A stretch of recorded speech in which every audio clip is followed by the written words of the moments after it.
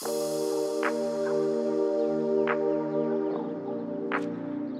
takais by Citus šiuo metu yra vienintelis projektas Vilniaus mieste daugiabučių namų mažaaukštės statybos, kuris turi privatų paplūdimį ir yra nutolęs vos kelius šimtus metrų nuo ežero.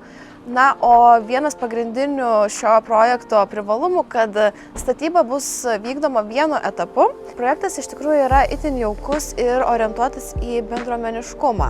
Jame yra tik 78 butai, na, o mes kaip vystytojas, norėdami prisidėti prie sklandaus bendruomenės susikūrimo, požeminiame aukšte įrengsime bendrasias zonas tokias kaip sporto klubas, lounge zona ir vaikų kambarys. Projektas yra atliepiantis pagrindinius žmogaus poreikius, tai reiškia, kad turime labai patogų susisiekimą su pagrindinėmis miesto arterijomis, tačiau grįžus namo pabėgama nuo to miesto šurmulio, kadangi projektas yra apsuptas gamtos. Projekte numatyti unikalūs sprendiniai, kurie nėra įprasti standartiniam daugiabučių namų projektui.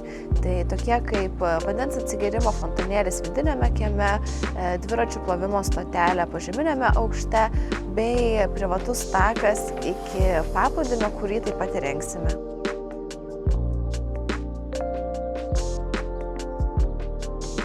Įprastai norint gamtos, reikia dairytis į miesto pakraščius. Tačiau ežero takais projektas yra unikalioje vietoje, kadangi jis turi nuosavą paplūdimį, yra pačiame Vilniaus mieste ir vos už 900 metrų yra vienas didžiausių prekybos centrų.